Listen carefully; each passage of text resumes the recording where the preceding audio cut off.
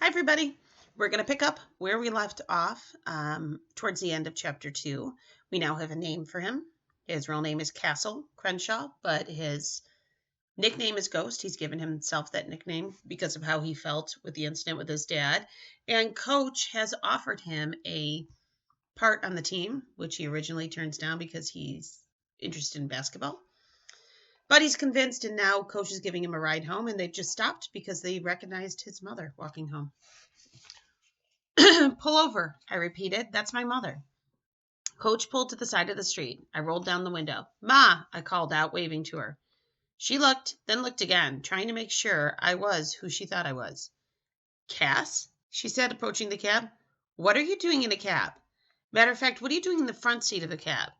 No, answer the first question. What are you doing in a cab? Hop in, I said. No, you hop out, she replied. Ma. Ma'am. Coach leaned over so she could see him. It's fine, hop in. I'm giving him a ride home. And then he added, on the house. Coach swiped everything on the back seat to one side as I reached back and opened the door. My mother stood outside the car for what seemed like minutes before deciding to climb in. And even after she did, she kept the door open, one foot still on the sidewalk, so she could jump back out if she needed to. Her bag, which I knew was full of styrofoam containers of chicken and gravy or whatever was gross but free, the meal that they were having for dinner, crunched on the seat beside her as she finally pulled her leg in and closed the door. How was work? I asked as Coach pulled back into the street. Cass, don't how was work me. Why are you in a cab? And excuse me, sir, no offense, but who are you? She asked. Told you, moms don't trust nobody around their kids. Coach adjusted the rearview mirror so he could see my mother in the back. I'm Coach Brody, but everybody calls me Coach. I run the Defenders City Track team. Uh-huh. And? And your son came and sat in on my practice today. Coach threw a quick glance at me. Did you know he could run? Did I know he could run? She was sitting directly behind me, but I could still feel the heat of her eyes burning through the headrest, scorching the back of my neck. Yeah, he can run. Like, really run. My mother just sort of grunted. I knew better than to say anything, or to even turn around and look back at her. I just said to Coach, make this left, when we got close to my street. Coach made the left and continued. And I think he's got potential. With the proper coaching, he could be a serious problem. I felt like I had seen this in every single sports movie I'd ever watched. All of them. Ma'am, your son has potential. If this went on like in the movies, I was either going to score the game-winning touchdown, which is impossible in track, or die. Sir, I appreciate that, but let me tell you something. Cass already is a serious problem, my mom explained, and right now he needs to focus on school, not on sports.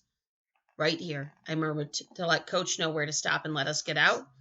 I figured there was no reason to drag this conversation out. It went exactly like I thought it would, so I wasn't even really mad about it. He cut his blinker on, pulled over, and put the car in park.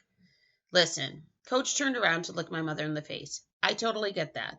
But what if I made you a deal, he went on. If he messes up in school one time, he's off the team. One time? I squawked. One time. Coach held his hand out to my mother. I kept my eyes forward until I heard her exhale the breath of a long day. You going to get him home every day? She asked. Yes. What about his homework? It'll be done. He sounded pretty confident for not even knowing me like that.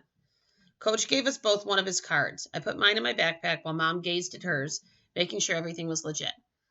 Then she let out another big sigh, this time probably the breath of a worried mom. Well, at least I know where he'll be after school, she gave in. And that was it. Just like that, for the first time in my whole life, I was on a team. Chapter 3. World Record for the Most Altercations. What do they call criminal records? Not criminal records. They call them something else. Rap sheets? Yeah, that's it. Rap sheets. Which is such a dumb name because it makes me think of rap music. Like maybe a rap sheet is what rappers write their rhymes down on. But yeah, rap sheets. I got one of those. Not a real one, though. One that real criminals have. Nah, I got a school rap sheet. But in school, they call it a file. I got a file.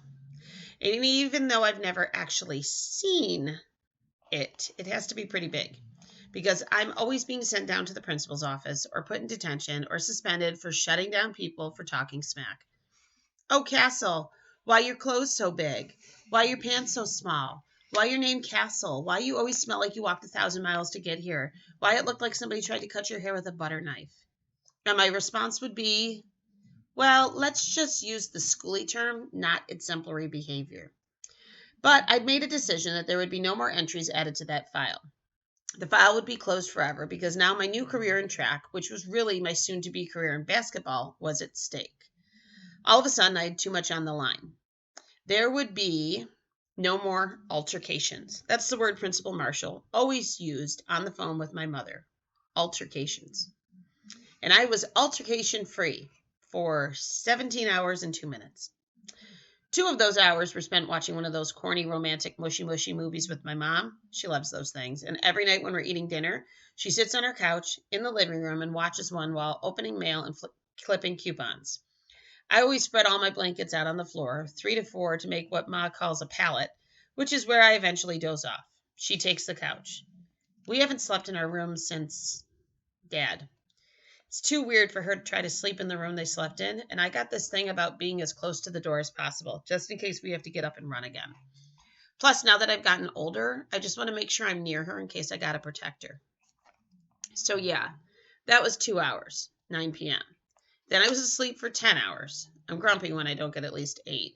Some people would say I'm grumpy even when I do, but they don't know nothing. 9 a.m., snooze, 9:05 a.m., snooze, 9:10 a.m., Cass, get your butt up for school. I'm not playing. 9:20 a.m., lay there looking around the living room. Up at the light in the ceiling. The glass thing that covers the bulb has dead bugs in it. Under the couch, there are toys that I don't ever remember playing with. Looking at the pictures on the wall, me at 9, and at 8, and at 7 when Ma was experimenting with giving me a mohawk, but no pictures of the family. Then finally, it was time to get up, 8 a.m. 10 minutes spent in the shower, 10 minutes getting dressed, and 10 minutes eating breakfast. Toast with peanut butter and honey, 8:30 a.m. 17 minutes walking to school, 8:47 a.m. Homeroom dismissed, 9:10 a.m. 45 minutes in English class where we were reading Lord of the Flies, which, by the way, is a crazy book, 10 a.m. Then 45 minutes in math class, which was basically 45 minutes of Maureen Thorne raising her hand every single time Mr. Granger asked a question so that she could go up to the board and write the answer. Such a show-off. She's like the geeky version of Lou. So yeah, that happened, 10:50 a.m. And then there was social studies class, which I usually call nap time because we never study nothing social. Like, I don't know, social media or social events like parties. All social studies is a stupid way to say history. It's like the rap sheet of history or something like that. Anyway, I would usually snooze through it, but it was a new day and I was turning over a new leaf, so I stayed awake. Didn't really focus too much on nothing being said, but my eyes were wide open, 11:40 a.m. And then lunch. You know who ate lunch at the same time I did? Brandon Simmons. Jack from Lord of the Flies, a power-hungry dummy and the single most annoying dude in 7th grade. He owned that record, a record that's really hard to own because there are a lot of annoying dummies in 7th grade. Trust me, I know. But none like him. Brandon was a year older than everybody because he stayed back a year. Dude was as dumb as dirt. And that wouldn't have been so bad if he was at least cool, but he wasn't. Plus, he was taller than most of us, so he treated everybody like chumps, especially me. Just made it to the cafeteria, 11:44 a.m. Got in line. Brandon came after me, bumped me, and then seeing that I ignored him, decided to step in front of me. Shaq, he said. Shaq was what he called me as his lame way of making fun of the fact that my name is Castle. You don't mind me butting in front of you, right? I mean, it's not like you haven't had cafeteria food before. You probably had some last night, right? He shrugged and hit me with another one. Right?